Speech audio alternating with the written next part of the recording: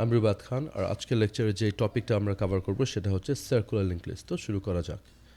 প্রথম ভেরিয়েশন যেটা দেখব সেটা হচ্ছে সিঙ্গলি সার্কুলার লিস্ট।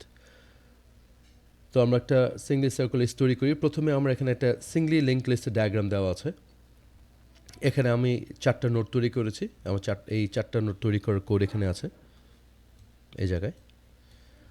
আর এখানে আমি লিঙ্কগুলো তৈরি করেছি। এখন সার্কুলার লিস্ট মানে হচ্ছে, আমরা জানি যে একটা রেগুলার সিঙ্গল লিঙ্ক লিস্টে লাস্ট নোডের পরে কি আছে, নাল।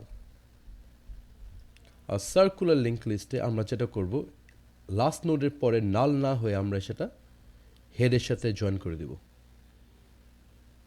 ঠিক আছে, দেন আমি এটা সার্কুলার একটা মোশনের চলতে পারি।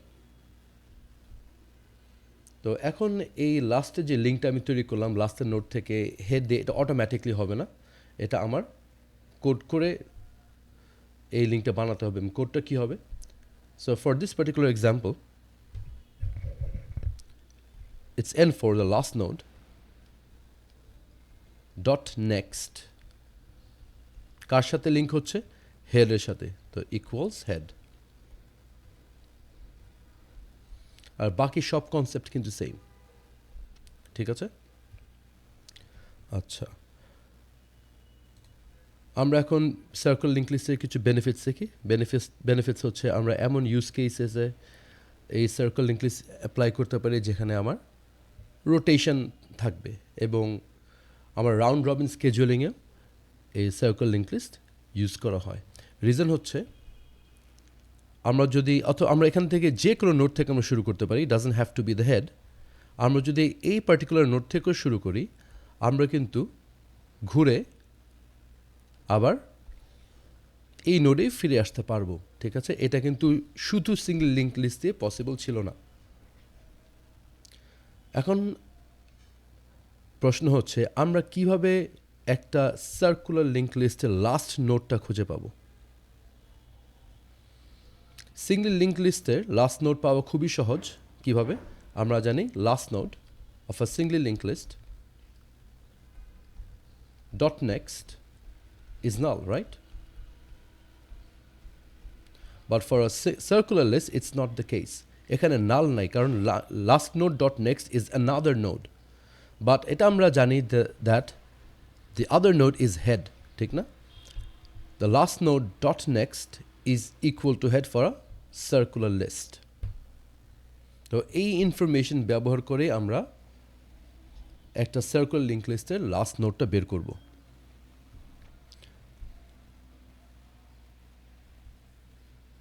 তো আমি একটা লুপ চালাচ্ছি, আমি একটা ছোট একটা অপারেশন করি। For example, I have to print all the elements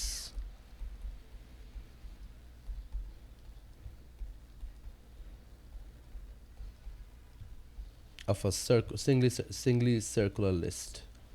আমি শর্টে লিখলাম সিঙ্গলি সার্কুলার লিস্ট। তাহলে কিভাবে করব? এখন আমরা শুধু সিঙ্গল লিঙ্ক লিস্টে আমরা যে লুপটা লিখতাম সেটা ছিল এমন, প্রথমে আমরা হেডটাকে একটা টেম্পোরারি ভ্যারিয়েবলে সেভ করে লুপটা এভাবে লিখেছিলাম, ঠিক না? while h not equals null. Now this will not work for a circular list. তো প্রিন্ট দেওয়ার সময় আমার যেটা করতে হবে, প্রথমে লুপের বাইরে আমি প্রথম নোডের এলিমেন্টটা প্রিন্ট করে দিব। সো প্রথমে আমি h ডট এলিমেন্টটা প্রিন্ট দিয়ে দিব লুপের বাইরে। তাহলে আমার প্রথম এলিমেন্ট পেয়ে গেলাম। তারপর আমি দ্বিতীয় নোড থেকে শুরু করব। দ্বিতীয় নোড কিভাবে যাব? h equals h dot next. So আমরা যদি ডায়াগ্রামের দিকে তাকাই, আমি এগুলো একটু মুছে দিই। প্রথমে h এটা ছিল, h ডট এলিমেন্ট প্রিন্ট করলাম, আমি আউটপুট 1 পেলাম। তারপর h equals h dot next মানে হচ্ছে আমি দ্বিতীয় নোডে চলে গেলাম। এখন আমি লুপ চালাবো যতক্ষণ পর্যন্ত না আমি হেডে পৌঁছাই। ততক্ষণ পর্যন্ত আমি আগাতে থাকবো। যেহেতু আমি হেডের এলিমেন্ট অলরেডি প্রিন্ট দিয়ে দিয়েছি, এই এইচ হেডে পৌঁছালেই এখানে পৌঁছালে আমার লুপটা ভেঙে যাবে। তো লুপটা কী হবে, এখানে লিখি while h not equals head,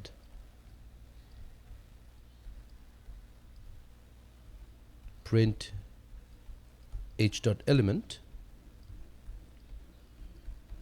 and then h equals h dot next.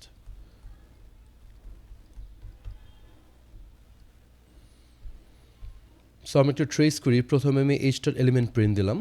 First time check করি is h equals head? No, that means my loop condition is true, so I print the element first.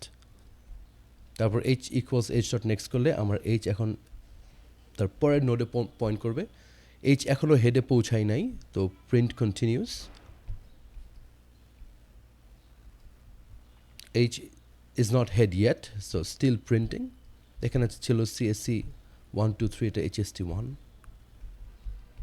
Finally h dot next যদি করি, এই node থেকে আমার কোথায় চলে যাবে, হেডে চলে যাবে।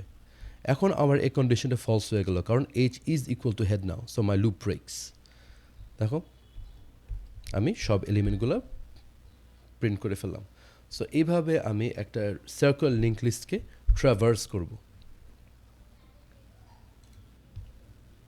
আচ্ছা, আরেকটা বেনিফিটস আমরা দেখব, সেটা হচ্ছে একটা লিঙ্ক লিস্টে, একটা সার্কুলার লিঙ্ক লিস্টে অ্যাপেন্ডিং এবং প্রিপেন্ডিং it's the same.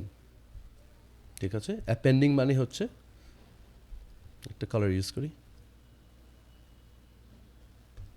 So append মানে হচ্ছে adding a node at the very beginning over here. Sorry, my bad. Appending মানে হচ্ছে adding a node at the end over here. And prepend মানে হচ্ছে adding a node at the very beginning over here. এখন যখন আমরা একটা regular single link list নিয়ে deal করতেছিলাম, তখন adding a node at the end, adding a node at the front and between two nodes were treated differently. ঠিক না? এই তিনটা কিন্তু তিন রকম সিনারিও ছিল, 3 different scenarios.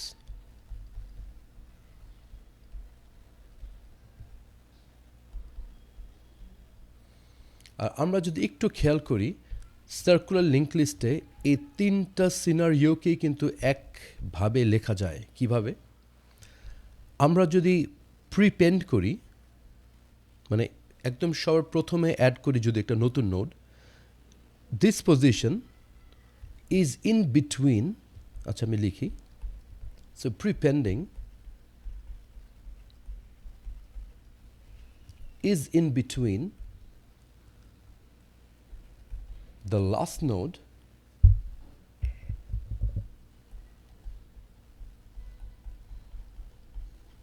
and head. ঠিক না?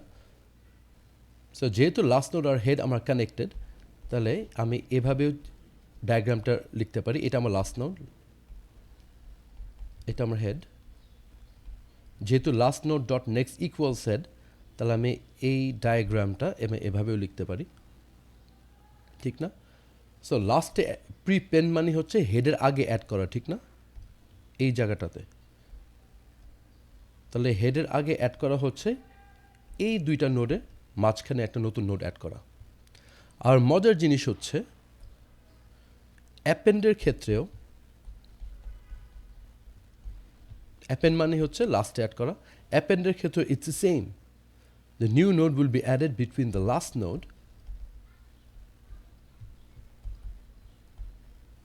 and head. এই যে এটা যদি আমার লাস্ট নোড হয়, এটা যদি হেড হয়, তাহলে অ্যাপেন্ড হচ্ছে লাস্টে অ্যাড করা, মানে লাস্টের পরে এই জায়গাটাতে, ঠিক না? So it's between last node and head. আর এটা এখন আমি দুইটা আমি এই জিনিস বলতে পারি, I can summarize that if it's a circular linked list, then adding at the end, which is append, and adding at the beginning prepend is the same position between the last node and the head. Right? So এখান থেকে আমরা বলতে পারি যে if it's a circular list for a circular list, append and prepend is the same position. তো এতে আমার benefit কি হচ্ছে, আমার কোড কমে যাচ্ছে, আমার এখন 3টা সিনারিওর জায়গায় আমার এখন একটা সিনারিও হয়ে গেল। কিভাবে? প্রিপেন্ড, অ্যাপেন্ড এবং adding a node in between two nodes is basically the same, right? তাহলে আমরা এখন কোডটা, হ্যাঁ একটু ডিফারেন্স আছে, সেটা হচ্ছে যখন আমি অ্যাপেন্ড করব, লাস্টে অ্যাড করব, তখন আমার হেডটাকে আমি চেঞ্জ করব না, বাট এটা যদি প্রিপেন্ড হয় তখন আমার হেডটাকে চেঞ্জ করতে হবে, আমার নতুন নোটটা হেড হয়ে যাবে। This is the only difference, আমার হেডটা চেঞ্জ করাটাই হচ্ছে আমার ডিফারেন্স। আর কোড কিন্তু একই, because no matter where I am adding, it's always between two nodes, right? তাহলে এখন আমরা কোডটা একটু সুন্দর করে দেখি। তাহলে আমি একটা সিনারিও আমি ছবি এঁকে আঁকবো। তো আমি একটা ছোট একটা লিঙ্ক লিস্ট তৈরি করি।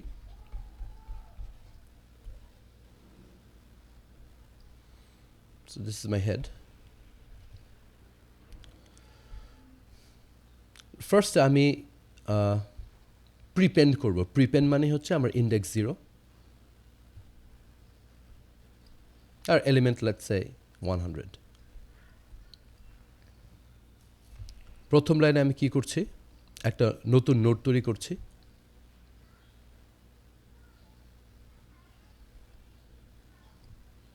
এবং ভ্যারিয়েবল হচ্ছে n। তারপর h দিয়ে আমি হেডটাকে সেভ করে রাখছি, দিস ইজ h। তারপর আমি একটা বুলিয়ান নিলাম ফ্ল্যাগ, ওটা ইনিশিয়ালি ফলস। তো এই ফ্ল্যাগটা ইন্ডিকেট করবে আমি কি অ্যাপেন্ড করছি না প্রিপেন্ড করছি, ঠিক আছে? So flag initially false. তারপর ইফ ইন্ডেক্স 0, যদি আমাকে ইউজার ইন্ডেক্স 0 দেয় অথবা প্রিপেন্ড করতে বলে ট্রু, তাহলে আমি কি করব, ইন্ডেক্সটাকে চেঞ্জ করে ফেলবো এবং সেটাকে কাউন্ট নোড বানিয়ে দিব, ঠিক আছে? সো ইন্ডেক্স আমার ইনিশিয়ালি ছিল 0, আমি এখানে আলাদাভাবে লিখি। ইন্ডেক্সটা 0 ছিল, সেটা কি হয়ে যাবে, কাউন্ট নোড হয়ে যাবে। কাউন্ট নোড মানে কয়টা নোড আছে এখানে, 3। এটা কেন করলাম, কারণ একটু আগে আমরা প্রুভ করেছি যে append এবং prepend is the same position, adding at the same position, and that's right over here, right? এই জায়গায়। এবং লাস্টে অ্যাড করা আর প্রথমে অ্যাড করা যদি একই থাকে, তাহলে 0 আর কাউন্ট নোডও সেম, পজিশন নাম্বার 0 এবং কাউন্ট নোডও সেম। এটাই আমার পজিশন 0 এবং এটাই আমার কাউন্ট নোড, ঠিক আছে? ফ্ল্যাগকে ট্রু করে দিলাম। এখন i ইকুয়াল 0। এখন i দিয়ে আমি যে ইন্ডেক্সটা আমাকে ইউজার দিয়েছে সেটার আগে আমি থামবো, just like a regular link list. So i equal 0, আমার i এখান থেকে শুরু হচ্ছে, ইন্ডেক্স -1 পর্যন্ত যাবে। ইন্ডেক্স হচ্ছে আগে ইন্ডেক্স হচ্ছে 3, 2তে যেয়ে থামবে। So this is 0 1 2।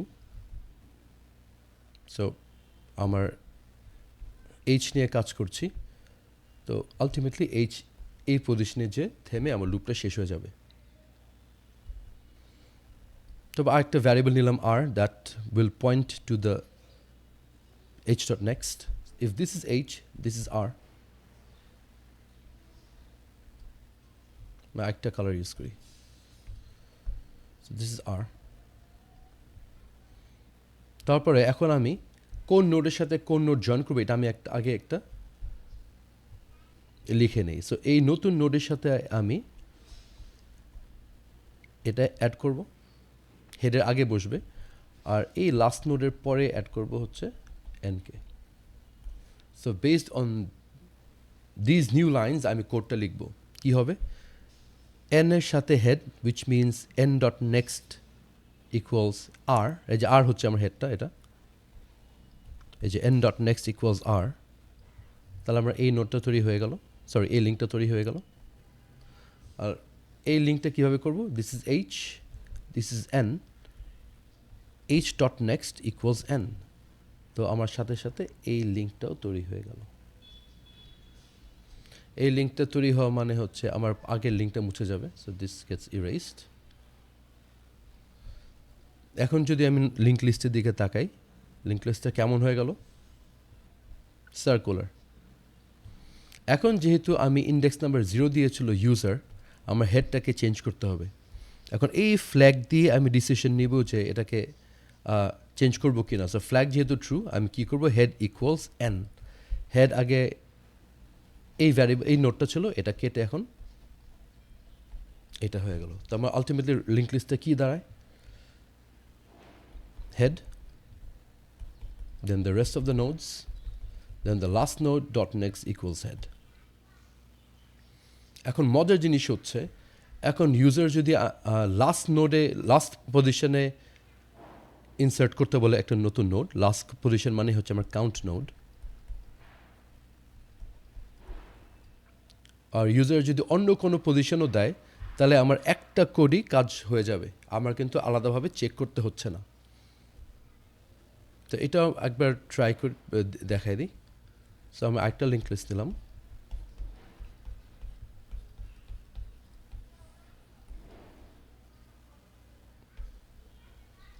যদি ইউজার দেয় কাউন্ট নোড, তাহলে কাউন্ট নোড আমরা জানি কোথায়? এই জায়গায়। তো এখানে অ্যাড তো এখানে মাত্র করলাম, ঠিক আছে, একই কোড, কিন্তু এখানে কি চেঞ্জ হবে না? হেডটা চেঞ্জ হবে না, বিকজ ফ্ল্যাগ অলওয়েজ ফলস থাকবে। এই ইন্ডেক্স ইকুয়াল 0 যেহেতু না, এটা আমার ট্রু হবে না, কিন্তু পজিশন আমার সেম। আর আমি যদি এখানে অ্যাড করি নতুন একটা নোড এই পজিশনে, সেম, আমার লুপটা ইন্ডেক্স -1 পর্যন্ত চলবে। তো আমার এইচ এখানে এসে থামবে, this will be R, and this will be N, n dot next equals r, and h dot next equals n. তাহলে কি করলাম? আমি একটা কোড দিয়েই, এই কোড দিয়েই আমি, মানে এই পুরাটা এই কোড দিয়ে আমি সব তিনটে সিনারিওতেই অ্যাড করতে পারলাম। জাস্ট এখানে আমার চেঞ্জ করেছি because of the head. Remover ক্ষেত্রেও আমার একই হবে। অ্যাগেন, লিঙ্ক লিস্ট কোড করার আগে আমি আগে ছবি আঁকবো, তারপরে কোড করব। তো আমার দ্বিতীয় ভেরিয়েশন হচ্ছে ডাবলি সার্কুলার লিস্ট। ডাবলি সার্কুলার লিস্ট আর সিঙ্গলি সার্কুলার লিস্টের মধ্যে একটাই তফাৎ, সেটা হচ্ছে আমার ডাবলিতে দুইটা লিঙ্ক আছে, নেক্সট অ্যান্ড প্রিভিয়াস।